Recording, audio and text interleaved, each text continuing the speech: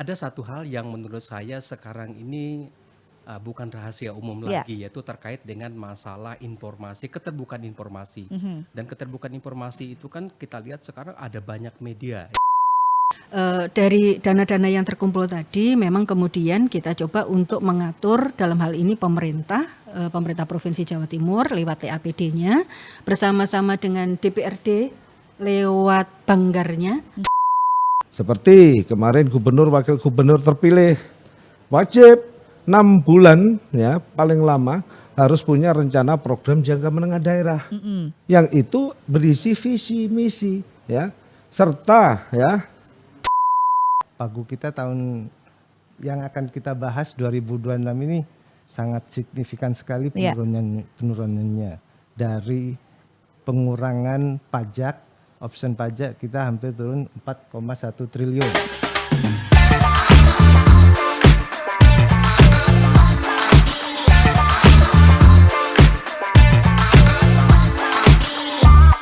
Halo, selamat pagi semuanya. Senang sekali saya Gadis Fetrianto hadir kembali bersama dengan teman-teman dari BPKAD Provinsi Jawa Timur. Di mana hari ini kita akan seperti biasa ada talk show, ada podcast begitu ya. Kita akan berbicara hari ini tentang Mari Eling, lihat dan kenal APBD. Dan seperti biasa di tema-tema kita itu selalu menghadirkan para narasumber yang berkompeten di bidangnya. Seperti hari ini pun saya nggak sendirian karena saya sudah ditemani oleh beberapa narasumber kita. Yang pertama ada di depan saya ada Dr. Sony Harsono SEMSI. Beliau adalah Ketua ESEI Cabang Surabaya, Koordinator Jawa Timur. Selamat pagi Pak Sony. Selamat pagi Mbak Gadis, selamat pagi semuanya Bapak Ibu. Saya kayaknya segar sekali nih Pak ya hari ini ya. Alhamdulillah. Siap untuk langsung pagi-pagi kita kulik tentang APBD nih?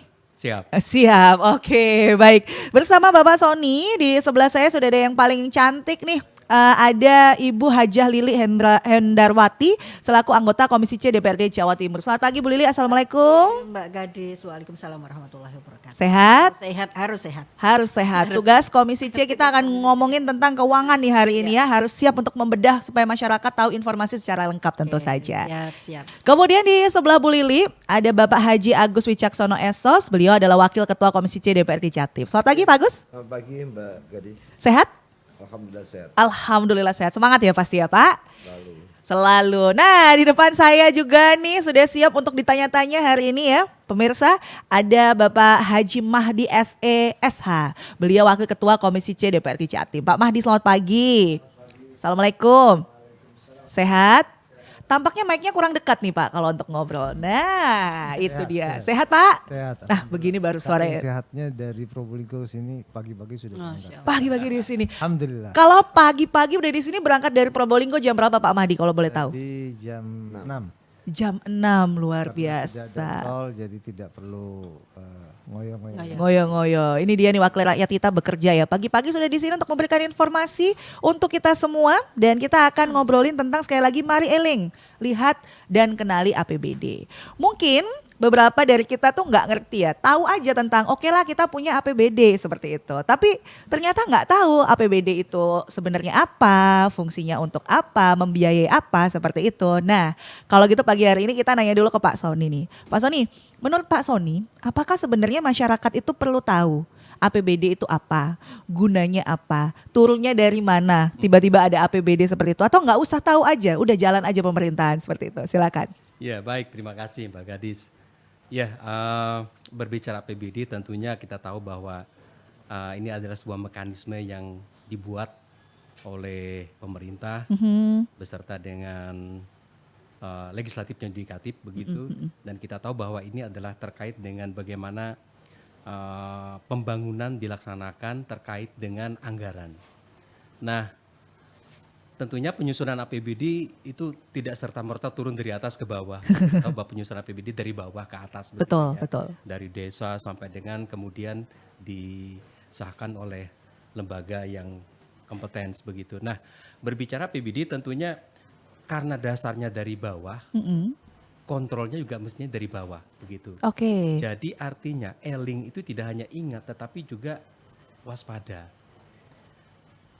Ingat saja tidak cukup tetapi juga masyarakat juga harus melakukan kontrol terhadap apa yang mereka usulkan pada waktu itu. Oleh sebab itu kalau menurut saya berbicara terkait dengan APBD, maka kemudian yang harus dilakukan adalah bagaimana masyarakat juga turut mengawasi, mengontrol ya terkait dengan APBD ini. Selain mengontrol juga tentunya masyarakat juga diharapkan ikut berpartisipasi dalam pelaksanaannya, ya dalam pelaksanaannya. Artinya bahwa selain kontrol, berpartisipasi itu melihat apakah mekanisme pelaksanaan dari APBD itu sudah sesuai atau tidak, begitu. Dan yang ketiga terkait dengan e-link ini, maka kemudian juga sudah sewajarnya bahwa lembaga-lembaga yang berhubungan dengan APBD itu selalu melakukan mengkomunikasikan, ya saya katakan mengkomunikasikan terkait dengan aktivitas APBD itu. Karena kalau kita lihat regulasinya sudah ada ya terkait dengan bagaimana mengkomunikasikan sehingga transparansi dari APBD itu betul-betul dirasakan dan dilihat oleh masyarakat, dan masyarakat tahu usulannya seperti apa, pelaksananya bagaimana, dan kemudian apakah itu dilaksanakan dengan benar atau tidak. Oke. Menurut saya seperti itu. E-link tidak hanya ingat tetapi waspada. waspada. Nah, saya garis bawahi tadi Pak Sony sempat mengatakan bahwa APBD ini harus dikontrol dari bawah. Berarti masyarakat harus bantu mengontrol seperti itu. Betul. Nah, betul. caranya seperti apa, Pak? Mungkin masyarakat gimana kita mau ikutan mengontrol APBD seperti itu? Ya. Ada satu hal yang menurut saya sekarang ini bukan rahasia umum lagi, yaitu terkait dengan masalah informasi, keterbukaan informasi. Dan keterbukaan informasi itu kan kita lihat sekarang ada banyak media, ya. Media yang paling murah dan mudah diakses adalah media sosial. Ya, media sosial. Dan kemudian di sana mestinya secara secara periodik ya, lembaga-lembaga entah itu BPKAD dan lain-lain ya selalu mengekspos terkait dengan bagaimana penggunaan dan bagaimana kemudian anggaran itu diserap oleh kegiatan-kegiatan pembangunan itu. Dan masyarakat bisa mengontrol itu. Usulan saya dulu dari Musrembang Desa, terkait dengan program ini, kegiatan ini apakah sudah dilaksanakan atau tidak. Kalau dilaksanakan sampai berapa persen. Nah itu kan secara periode bisa semestinya dilaksanakan, dikerjakan oleh lembaga-lembaga terkait. Jadi seperti itu. Jadi media sosial itu bisa jadi salah satu wahannya ya Pak ya? Salah satu yang paling mudah diakses oleh masyarakat. Salah satu yang paling mudah diakses untuk masyarakat. Untuk bisa menyuarakan seperti itu ya. Ini kenapa begini, atau mungkin melihat apa yang sudah dilakukan oleh teman-teman BPKAD begitu contohnya. Terima kasih Pak Sony. Saya geser ke Bu Lili nih. Bu Lili, menurut pengalaman dari Bu Lili sendiri, kalau tadi sudah kita bilang e-link, waspada, apakah menurut Bu Lili masyarakat ini sudah cukup melek begitu ya tentang soal keuangan publik, ataukah masih perlu banyak sosialisasi yang harus dilakukan? Jadi memang perlu untuk sebuah penjelasan, mungkin sebuah penjelasan yang lebih sederhana bagi masyarakat. Kalau kita bicara terkait dengan APBD, itu bayangkan sebuah rumah yang sedang memiliki dana dari pendapatan suami misalnya, kemudian dibelanjakan oleh istri. Nah, APBD itu adalah uang yang memang digunakan oleh pemerintah daerah kita dalam hal ini dari hasil-hasil yang memang didapatkan dari semua ada yang usaha, ada yang juga pendapatan asli daerah kita yang dari pajak, restribusi, dari dari dividennya BUMD kita, ataupun dari usaha-usaha yang lain. Itu yang mungkin bisa kita katakan sebagai pendapatan daerah misalnya. Tapi kita juga punya APBD yang kita dapatkan tidak hanya dari pendapatan asli daerah, tapi dari misalnya dana yang kita terima dari pusat, Mbak. Ada dana transfer, ada dana bagi hasil ya, yang lain-lain yang bisa menjadi juga pendapatan dari pemerintah daerah kita. Nah, itu kemudian yang kita belanjakan. Belanjanya juga mungkin kalau masyarakat kita kan melihatnya secara gampangnya gini, oh kok jalannya rusak, kenapa tidak segera diperbaiki misalnya seperti itu. Ada mungkin kalau di APBD kita dikatakan sebagai belanja modal. Tapi ada juga yang misalnya dikatakan, oh kok kesehatannya tidak gratis misalnya. atau pendidikannya misalnya kenapa juga tidak gratis misalnya. Itu dalam hal belanja-belanja operasional yang misalnya kita fokus kepada prioritas ya belanja pendidikan, belanja kesehatan, kemudian juga belanja sosial dan sebagainya, belanja-belanja untuk sosial itu. Nah, hal-hal seperti ini yang memang memiliki persentase sendiri-sendiri Mbak untuk kemudian direalisasikan dalam pembelanjaan atau dalam pelaksanaan di APBD itu sendiri. Sehingga mungkin masyarakat menginginkan sebuah kesehatan yang murah ataupun pendidikan yang murah, tentu itu sangat tergantung dari berapa dana atau pembiayaan yang memang dialokasikan untuk itu. Kalau di dalam perundangan kan jelas ya, misalnya pendidikan itu minimal 20% dari APBD. Maka kalau misalnya APBD pemerintah Jawa Timur sekarang yang kemarinnya 32 ya, sekarang sudah mulai turun ini Mbak. Kita kehilangan 7 triliun ini mulai tahun ini kan ya. Jadi kalau yang dulu kan kita sempat memberikan dana 32% untuk pendidikan, dialokasikan untuk pendidikan. Kemudian pendidikan itu ya termasuk juga support untuk sekolah-sekolah, BPUPP ataupun juga support untuk pegawai dan sebagainya ya. Nah itu kan besar juga sebenarnya. Kemudian ada kesehatan yang minimal 10%, maka kita juga alokasikan untuk kesehatan. Kemudian kita alokasikan misalnya juga untuk belanja modal dan sebagainya. Jadi dari dana-dana yang terkumpul tadi memang kemudian kita coba untuk mengatur dalam hal ini pemerintah Provinsi Jawa Timur lewat TAPD-nya bersama-sama dengan DPRD lewat banggarnya berusaha untuk membuat sebuah perencanaan pembelanjaan. Pendapatannya berapa, belanjanya berapa. Nah itu yang kemudian ini yang mungkin nggak banyak diketahui oleh masyarakat begitu ya Bu Lili betul, ya. Betul. Jadi kadang kan harapannya masyarakat mbok pendidikan itu gratis, mbok kesehatan itu gratis. Berarti kita kan harus betul-betul ini merencanakan untuk pendapatannya justru harus lebih banyak. Untuk bisa kita alokasikan kepada bidang-bidang ini misalnya begitu. Tapi menurut Bu Lili sendiri nih, idealnya seperti apa ya kalau kita mau memberikan sosialisasi tersebut untuk masyarakat? Saya kira ini bagian yang penting ya Mbak, kita bikin podcast di BPKAD ini. Salah satu ini salah satunya juga untuk mensosialisasikan, menggambarkan secara sederhana kepada masyarakat sebenarnya APBD itu seperti apa sih gitu ya. Biar tidak salah kaprah tentu Biar saja tidak salah ya. kaprah. Yes. Ya betul. Terima kasih Bu Lili, saya geser ke Sama-sama. Pak Agus nih. Pak Agus, tema kita ini adalah tentang eling, melek tentang APBD. Tadi Pak Sony sudah mengatakan eling tuh bukan cuma ingat, ternyata waspada juga seperti itu ya. Tapi kalau saya boleh menggambarkan lagi ya Pak ya, eling tuh juga bukan cuma ingat, bukan cuma waspada, tapi juga merupakan kesadaran seperti itu ya. Kesadaran terhadap penggunaan uang daerah seperti itu. Nah, menurut Pak Agus ini bisa digambarkan nggak bagaimana kita bisa menggambarkan eling kalau terkait dengan kesadaran menggunakan uang daerah dengan bijak seperti itu? Ya, terima kasih Mbak Gadis. Tentu saja apa yang disampaikan Mbak Gadis, pertanyaan ke saya, kapasitas saya sebagai anggota DPRD. Betul. Iling bahwa APBD itu instrumen yang sangat penting. Ya. Dalam rangka membangun suatu daerah di semua sektor, di semua bidang. Maka tentu saja yang pertama itu eling bahwa kita itu sedang membuat sebuah kebijakan anggaran bersama pemerintah daerah, karena fungsi kita salah satunya adalah fungsi budgeting ya. Maka kita harus eling bahwa 38 kabupaten kota di Jawa Timur, 666 kecamatan, 8.501 desa dan kelurahan. Tentu saja ya, masalah dan persoalannya berbeda-beda. Ya. Dengan kekuatan APBD kita yang insya Allah kemarin dalam notanya, nota penjelasan gubernur memang 28 triliun lebih.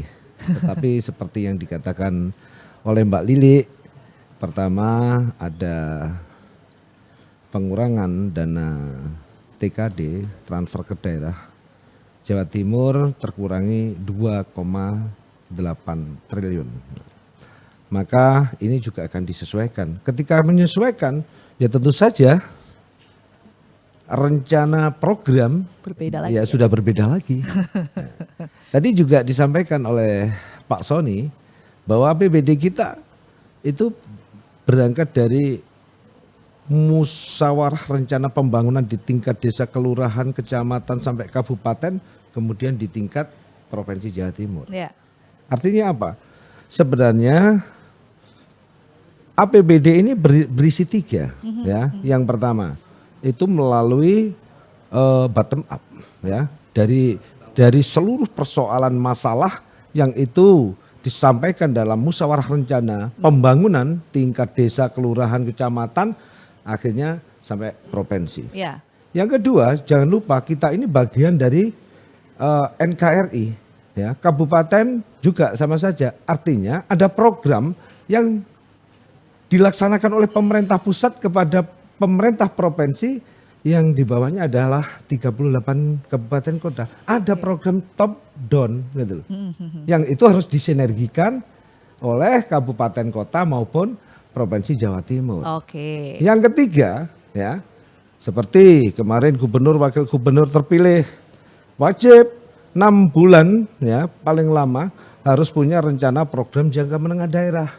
Yang itu berisi visi misi, ya, serta ya seluruh program dan kegiatan yang akan dilakukan, ya, pada 5 tahun ke depan oleh Bu Khofifah dan Mas Emil. Oke. Nah, dengan slogan Jawa Timur Gerbang Baru Nusantara, dengan visi Jawa Timur unggul, maju, sejahtera, dan sebagainya. Artinya di situ APBD kita ada inovasi, ada kreativitas dari seorang pimpinan daerah, dalam ini gubernur dan wakil gubernur. Dari 3. Nah, maka dengan persoalan masalah, ya tentu saja sebagai wakil rakyat bersama pemerintah, penyelenggara pemerintahan itu adalah eksekutif dan legislatif. Maka tentu saja kami eling sadar bahwa kita harus membuat kebijakan yang tepat Ya. bagi warga masyarakat Jawa Timur. Bagaimana APBD ini berkualitas? APBD berkualitas adalah APBD yang bisa menjawab persoalan, masalah, serta kebutuhan prioritas warga Jawa Timur. Nah, kan begitu? Ya, apalagi dengan sekarang APBD dikurangi, prioritasnya ini harus benar-benar dipikirkan dengan sangat bijaksana dan Artinya cermas. apa? Bagaimana kondisi geografis kita, Betul. bagaimana kondisi demografis kita, PDRB kita, IPM kita, potensi strategis, kawasan yang bisa kita ubah dengan kekuatan APBD yang berkekuatan 28 triliun tadi. Oke, bagaimana 28 triliun ini bisa berguna untuk seluruh masyarakat Jawa Timur. Pagi-pagi sudah berapi-api ngomongin APBD, ini luar biasa Pak Agus. Karena ya, kita itu bertanggung jawab bukan hanya saat kita menjabat. Keputusan kita itu keputusan penting. Ya. Oke. Banyak rakyat, angka kemiskinan di Jawa Timur, memang pertumbuhan ekonomi kita Bagus. melebihi nasional. Betul. Tapi angka kemiskinan kita itu masih tinggi, Ya. 9,59%. Oke. Dan itu tersebar di 38 kabupaten di Jawa Timur. Maka ya harus semangat. Betul, betul. Tidak hanya semangat, tapi paham, eling bahwa APBD itu adalah obat, ya, masalah, persoalan dan kebutuhan yang itu harus Digunakan. diimplementasikan kepada program-program yang tepat bagi warga Oke. masyarakatnya. APBD Contoh, ini adalah salah obat. satu. Contoh. Salah satunya apa Pak? Contoh, Aha. menurut kita bagus, ya, karena kita tidak punya data. Aha. Kita memberikan roti, ya. Roti itu lebih baik mungkin buat kita, ya. Tapi aslinya mereka itu butuh puhung, apa Bung? Ketela pohon. Ya sudah, meskipun program itu baik, tapi tidak menjawab persoalan masyarakat, Oke. ya dianggap ya tidak baik. Ya. Rakyat butuh infrastruktur jalan bagus, tetapi pemerintah membuat program lain. Padahal kebutuhan yang sebenarnya adalah bagaimana infrastruktur bagus, bagaimana pendidikan yang kualitas dan gratis dan begitu. Contoh-contoh itulah. Oke, Ya. luar biasa sekali. Ini kayaknya masyarakat udah mulai paham dari penjelasannya Pak Agus ini ya. Tapi coba kita ke Pak Mahdi dulu. Pak Mahdi, tadi mungkin dari penjelasan Pak Sony, Bu Lili, dan Pak Agus, mungkin masyarakat sedikit paham tentang APBD, penggunaannya seperti apa begitu ya. Nah sekarang kalau menurut Pak Mahdi, andai kata masyarakatnya sudah tahu, sudah paham tentang penggunaan APBD secara baik, dampak positif apa Pak kira-kira yang akan dirasakan untuk pembangunan daerah? Jadi gini Mbak, terkait APBD ini kita perlu tahu dulu Mbak masyarakat. Jadi APBD itu anggaran pembelanjaan dan belanja daerah. Jadi singkatannya seperti itu. Ya. Anggaran pembelanjaan dan belanja pendapatan dan belanja daerah. Jadi dari APBD itu ada pendapatan itu dari restribusi, pajak, dana perimbangan pusat, dan juga dari pendapatan BUMD yang kita buat, dan juga dari pembelanjaan kita itu yang kita bahas bersama antara eksekutif dan legislatif. Sebelum APBD ini jadi, itu namanya dulu Mbak RAPBD. Rencana dulu. Rencana itu dibahas bersama tapi dari bawah juga. Oke. Dari Musdes, Musrenbang Kabupaten, Musrenbang Provinsi. Kalau dari legislatif biasanya ada reses Mbak. Jadi dimasukkan dalam bingkai namanya pembahasan itu. Oke. Biasanya eksekutif memberikan ke legislatif namanya KUA PPAS sebelum dibahas. Jadi sebelum dibahas itu ada pagunya. Tadi sudah disampaikan oleh Bu Lili sama Pak Agus bahwa pagu kita tahun yang akan kita bahas 2026 ini sangat signifikan sekali penurunannya. Dari pengurangan pajak, option pajak kita hampir turun 4,1 triliun. Oke. Dari perimbangan kita turun 2,8 triliun. Jadi kita akan berkurang. Dari anggaran yang ada itu banyak masukan-masukan dari bawah yang berkaitan dengan pembangunan yang ada di kabupaten kota. Jadi itu yang kita bahas, Mbak. Jadi APBD itu bagian dari pembahasan dari pemerintah provinsi Jawa Timur dengan legislatif. Kita bahas bersama. Oke. Yang disampaikan eksekutif kita koncei kira-kira ini bermanfaat tidak kepada masyarakat. Apa ini hanya sebagai anggaran ini digunakan sebagai seremonial saja, tapi manfaatnya kepada masyarakat tidak menyentuh apa yang disampaikan Pak Agus tadi.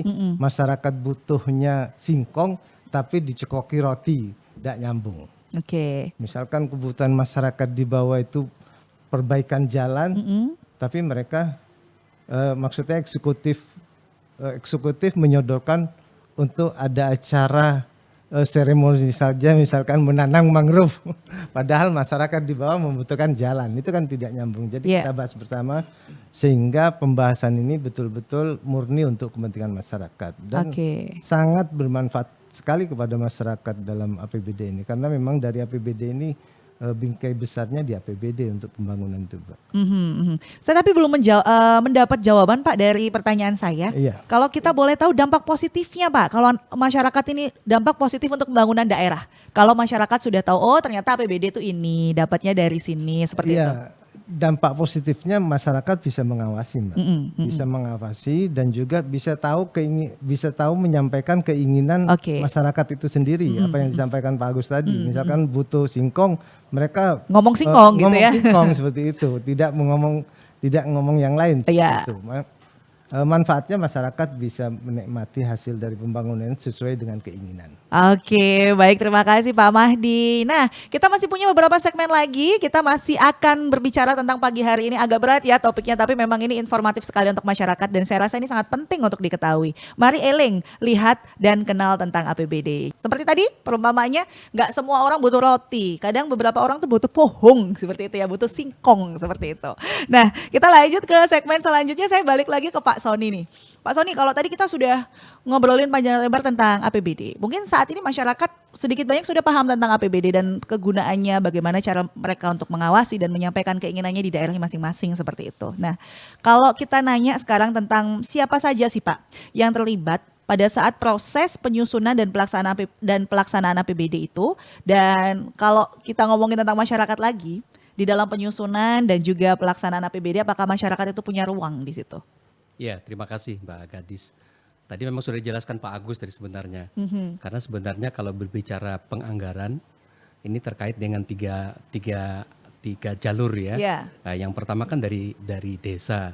Artinya kalau kita bicara jalur yang pertama itu dari bottom up ya, berarti masyarakat dilibatkan dalam penganggaran itu ya. Yeah.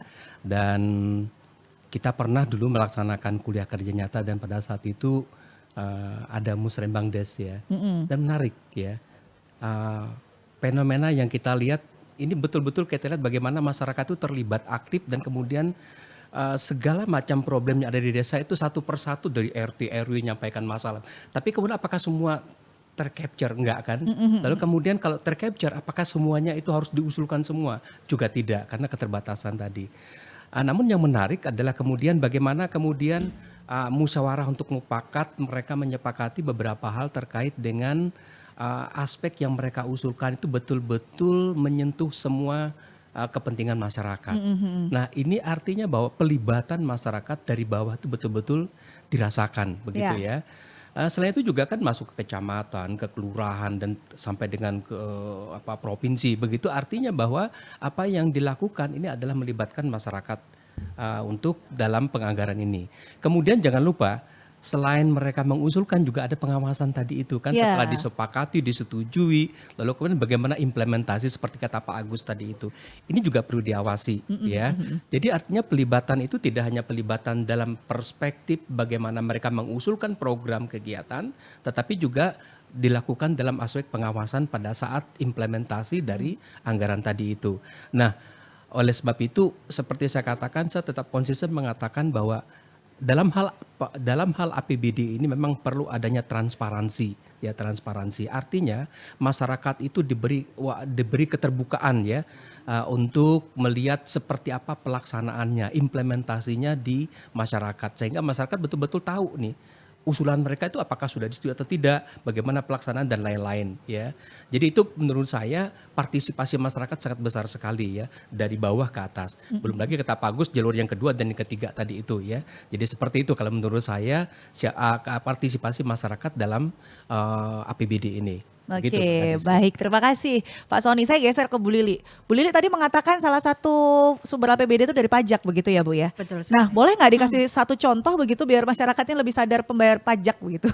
Oke. Saya adalah salah satu masyarakat yang kadang-kadang nggak sadar bayar pajak begitu Bu. Jadi boleh nggak dikasih contoh begitu? Apa sih hubungannya dari pajak yang dibayarkan warga ini dengan layanan publik yang nanti akan balik lagi yang mereka terima gitu? Iya Mbak Gadis, memang untuk orang bisa menyadari bahwa ada kewajiban yang kemudian dia terima untuk kemudian dilaksanakan itu ketika kita memberikan sebuah reason yang tepat untuk mereka, alasan yang tepat. Opo sih aku kok kudu bayar pajak ya.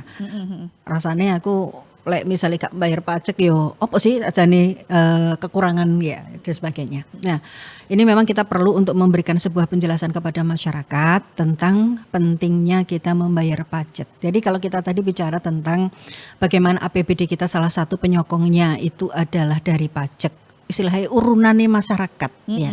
Maka itu nanti akan kembali lagi kepada masyarakat. Dengan apa? Ya dengan beberapa macam program-program yang diberikan oleh pemerintah. Misalnya jalannya rusak. Nah, ini bagian dari usaha pemerintah juga untuk menyelesaikan pembangunan jalan ini dari pajak yang diberikan oleh masyarakat. Bayarnya PKB, bayarnya BPNKB atau bayarnya yang lain untuk kendaraan mereka itu sesungguhnya ya kembali kepada mereka bagaimana pemerintah bisa ngerjakno jalan raya, cek ora bolong-bolong ya, tetap lurus ya tetap mulus begitu ya.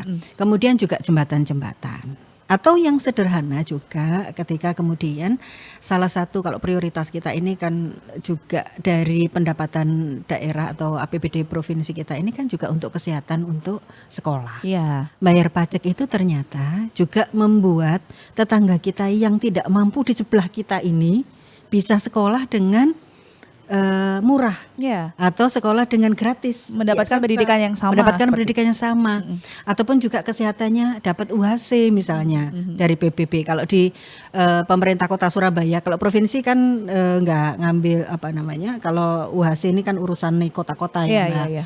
Jadi kayak kita bayar PBB rumah ya untuk rumah kita yang kemudian masuk ke pemerintah kota, kita bicara terkait kota.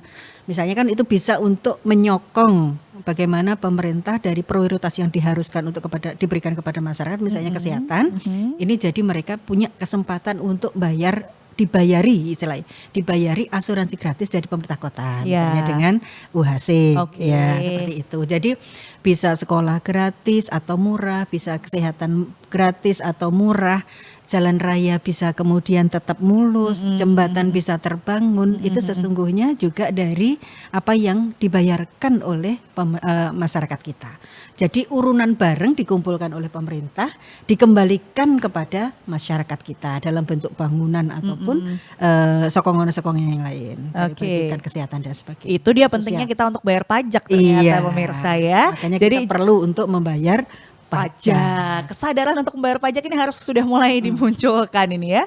Oke, terima kasih Bu Lili. Saya ke Pak Agus kembali yang tampaknya sudah siap untuk menerima pertanyaan dari saya ini. Pak Agus, apa saja sih sebenarnya kalau kita boleh tahu begitu ya Pak ya, langkah yang sudah dilakukan pemerintah untuk memastikan bahwa pengelolaan dana daerah begitu ya tetap di dalam transparansi, bisa kita awasi dan juga pastinya akuntabel seperti itu. Jadi bagaimana kita bersama pemerintah provinsi semangat, persepsi dan langkahnya memang harus sinergi. Sinergi. Ya. Bagaimana kita mewujudkan sebuah cita-cita bersama yang sudah dibuat oleh gubernur, wakil gubernur dan seluruh anggota DPRD Provinsi Jawa Timur. Bagaimana hari ini langkah-langkah konkret yang harus kita lakukan ketika kita sudah bertekad bahwa menjadikan Jawa Timur itu gerbang baru Nusantara. Pemimpin yang hebat itu bukan hanya pemimpin yang bisa membuat visi misi, tapi menjadikan visi misi itu menjadi sebuah kenyataan. Wah. Maka langkah konkretnya bagaimana APBD ini selain transparan ya harus diawasi oleh seluruh elemen masyarakat, katanya Pak Sony tadi ya, yang mengusulkan jalan ya ketika sudah terrealisasi jalan ya jangan tidak peduli, diawasi agar seluruh pembangunan itu benar-benar kualitas sesuai dengan anggarannya. Oke. Tidak ada macam-macam kan itu. Nah, tentu saja Mbak, langkah-langkah ini sudah dilakukan oleh pemerintah provinsi Jawa Timur, di mana ketika APBD ya mulai perencanaan ya, kemudian salah satunya DPKAD ini adalah sekretaris TAPD, ya, tim anggaran pemerintah daerah, yang sebelumnya ketemu dengan anggota DPRD, mereka TAPD ini sudah membuat kebijakan umum anggaran dan prioritas plafon anggaran sementara yang berkekuatan 29 triliun tadi. Kan itu. Oke. Kemudian dibahas bersama oleh DPRD, apakah benar kan itu kebijakannya? Dicek lagi. Ya, dicek lagi. Ya, tentang tadi bagaimana kondisi geografis kita, demografis kita, IPM kita, termasuk PDRB kita, ya, yang hari ini walaupun kita 38 kabupaten kota itu warga masyarakatnya itu 56% petani, tetapi PDRB kita kontribusi terbesarnya masih dalam industri pengolahan. Oke. Maka perjuangan Mbak Lili dan Mas Habib ini harus terus jalan. Bagaimana petani-petani kita lebih sejahtera kan gitu. Nah, kemudian APBD ini tentu saja transparan dan akuntabel. Artinya kita membuat keputusan penting bagi rakyat. Oke. Artinya kita harus bertanggung jawab atas keputusan dan pelaksanaan seluruh pembangunan ya yang kita lakukan bersama. Kegagalan pemerintah provinsi bukan hanya kegagalan Khofifah dan Emil, tapi 120 orang dewan dari partai apapun itu gagal berarti. Oke. Ya. Jadi ini harus sinergis ya. Jadi benar-benar ketika masuk dalam proses pembahasan APBD ya sudahlah kita semua punya kepentingan. Tetapi kepentingan yang paling besar adalah bagaimana persoalan dan masalah rakyat ini terjawab di APBD kita.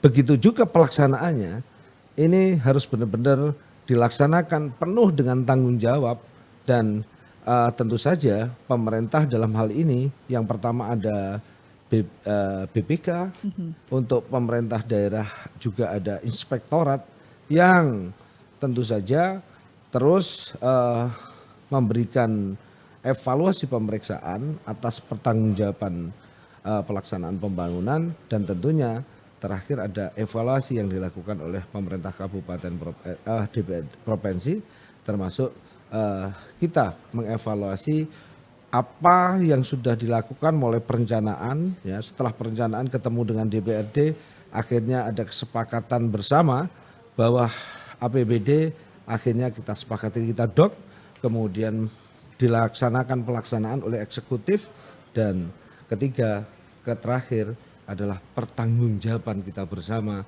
atas keputusan dan tindakan yang dilakukan oleh DPRD maupun pemerintah daerah selaku penyelenggara pemerintahan. Oke, terima kasih. Wah, penjelasannya Pak Agus nih luar biasa nih. Kalau jadi guru mungkin murid-muridnya pada pinter nih Pak. Penjelasannya jelas sekali ya sampai ke akar-akarnya nih. Saya ke Pak Mahdi. Pak Mahdi terkait jawabannya Bu Lili tadi. Ternyata kan pajak itu salah satu penyumbang untuk APBD begitu ya. Dan masyarakat itu harus bayar pajak biar bisa APBD-nya tuh biar lancar begitu ya. Nah, tapi menurut Pak Mahdi nih, ada nggak sih Pak cara terbaik gitu agar masyarakat lebih sadar bahwa uang daerah ini berasal juga dari kontribusi mereka gitu. Jadi lebih menyadarkan untuk ayo bayar pajak gitu supaya lebih sadar begitu. Apa cara yang harusnya kita lakukan? Pertama sosialisasi Mbak. Oke. Sosialisasi jelas karena dengan sosialisasi bahwa masyarakat akan mengetahui bahwa pajak yang dibayar oleh masyarakat itu untuk kepentingan masyarakat juga melalui APBD yang kita bahas. Dan yang kedua dengan memberikan edukasi kepada masyarakat bahwa pelaksanaan APBD betul-betul untuk kepentingan masyarakat melalui dari bawah. Kita nggak punya kanal resmi kah Pak untuk supaya masyarakat itu tahu? Tadi kan mungkin kalau Pak Sony sempat sebutkan ada mungkin Instagram, media sosial seperti itu. Kita punya kanal resmi nggak Pak untuk masyarakat bisa ini nih APBD kita buat ini segala macam untuk mengetahui hal-hal itu? Ada sudah Mbak. Sudah ada ya? Sudah ada. Sudah ada di eksekutif karena itu kewajiban eksekutif. Kita hanya memberikan edukasi kepada masyarakat melalui sosialisasi. Termasuk hari ini juga kan sosialisasi juga. Iya betul. Bagian dari mengenalkan APBD kita kepada masyarakat apa yang disampaikan Pak Agus tadi, yang secara gamblang, yang jelas dengan transparan dan memberikan edukasi kepada masyarakat, masyarakat akan lebih tahu bahwa APBD itu memang kepentingan untuk masyarakat seperti itu. Oke, terima kasih Pak Mahdi. Wah ini sudah luar biasa sekali informasinya hari ini pemirsa. Nggak terasa kita sudah ada di 5 menit terakhir nih. Kalau kita berbicara tentang nih, mari eling lihat dan kenali APBD. Pak Sony sebelum kita masuk ke segmen terakhir nih Pak. Kalau saya boleh tahu Pak, bagaimana cara mendorong? Tadi kan sudah disebutkan bahwa ini tuh sosialisasi nih, kita harus sosialisasi ke masyarakat. Tapi pasti ada salah satu menurut Bapak dari Ketua EC begitu ya, cara untuk mendorong agar masyarakat bisa lebih sadar tentang kebijakan fiskal ini, tentang APBD seperti apa yang harus dilakukan Pak harusnya. Kata kuncinya mungkin transparansi ya. Ya.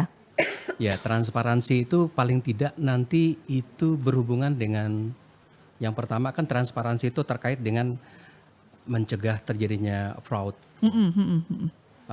Kemudian yang kedua bisa meningkatkan akuntabilitas dari pengguna anggaran. Baik. Bisa jadi juga dengan transparansi itu mendorong adanya partisipasi masyarakat ya. Dan kemudian juga bisa memperbaiki kualitas pembangunan karena adanya pengawasan dari masyarakat tadi. Dan kemudian juga pastinya yang paling ujung adalah membangun kepercayaan publik atau masyarakat ya. Jadi kata kuncinya ada transparansi sebenarnya di situ. Nah, transparansi bisa menggunakan berbagai media ya, seperti itu. Oke, baik. Pak Sony dan Bapak Ibu yang lainnya, hari ini tema kita adalah tentang eling, lihat dan kenali APBD. Kita sudah berada di segmen terakhir. Boleh Bapak dan Ibu untuk menyampaikan harapannya mengenai podcast kita hari ini supaya masyarakat bisa lebih aware atau seperti apa, dan juga sebagai closing statement dari masing-masing. Pak Sony dulu silahkan. Ya, saya tadi terkait dengan transparansi mungkin yang terakhir ya. Keterbukaan itu sebenarnya bukan pilihan ya, tetapi kewajiban. Karena tanpa terbuka ya APBD jadi black box. Betul. Itu kira-kira dari saya. Terima kasih Pak. Kalau nggak terbuka APBD nanti jadi black box seperti itu. Silakan Bu Lili. Iya, kalau dari Bu Lili tadi kaitan dengan bagaimana masyarakat paham tentang kewajibannya dan kemudian menerima dari hasil kewajibannya itu. Maka Bu Lili tentu menyemangati masyarakat Jawa Timur utamanya, mari sama-sama kita dukung pemerintah kita lewat pembayaran pajak kita, karena sesungguhnya itu nanti akan kembali kepada kita. Ya. Oke, terima kasih Bu Lili. Pak Agus, silakan Pak Agus. Ya. Jadi pemerintah Provinsi Jawa Timur, eksekutif dan legislatif, ya, sudah menyepakati visi misi yang sangat mulia. Tetapi tentu saja saya berharap bahwa itu tidak hanya sekedar visi misi, tetapi secara personal harus benar-benar kita pertanggungjawabkan untuk lebih bagaimana menjadikan APBD Provinsi Jawa Timur itu APBD yang berkualitas, APBD yang bisa menjawab kebutuhan, persoalan dan masalah rakyat Jawa Timur. Amin. Oke, Pak Mahdi silakan Pak Mahdi. Masyarakat harus tahu tentang APBD sehingga bisa mengawasi, dengan pengawasan itu pembangunan yang dilaksanakan menjadi lebih baik dan lebih berkualitas. Lebih baik dan lebih berkualitas. Terima kasih Bapak-Bapak dan juga Ibu yang sudah hadir hari ini membahas tentang mari eling, lihat dan kenali APBD. Intinya pemirsa, APBD itu dari masyarakat untuk masyarakat juga. Salah satunya contoh simpel yang bisa Anda lakukan untuk membantu APBD ini dan untuk meningkatkan pembangunan daerah supaya melesat dengan cepat adalah membayar pajak tepat waktu seperti itu. Nah, kalau ingin mengetahui APBD itu pengaturannya seperti apa, sekarang sudah banyak kanal-kanal resmi yang sudah dimunculkan untuk masyarakat, bisa cek di situ. Atau yang paling mudah, yang paling kita sering lakukan scroll-scroll handphone, buka Instagram seperti itu ya. Mungkin boleh dibuka salah satunya BPKAD seperti itu, atau DPRD Provinsi Jawa Timur juga sudah ada di situ. Pemerintah bisa memberikan informasi lewat situ dan masyarakat juga pastinya bisa mengecek semuanya melalui kanal-kanal tersebut dan bisa memberikan komentar-komentarnya. Nah, ini dia yang membuat kita bisa berkomunikasi dua arah. Semoga hari ini tema kita mari eling, lihat dan kenali APBD ini memberikan sebuah informasi dan inspirasi baru untuk masyarakat yang saat ini menonton. Kami juga mengucapkan terima kasih untuk Pak Sony, terima kasih. Bu Lili, terima kasih banyak. Pak Agus, terima kasih. Jangan Pak Agus saja, Pak Agus Yuda. Di 120 orang, Agusnya itu ada 18. Baik Pak Agus Yuda, oke. Pak Agus Yuda yang suaranya kalau pemirsa bisa dengar ya, suaranya paling enak banget pagi ini ya. Wah, terima kasih. Pak Mahdi juga terima kasih juga Pak untuk informasinya hari ini. Saya Gaidis pamit undur diri, selamat ketemu lagi di podcast BPKAD selanjutnya. Bye-bye, terima kasih.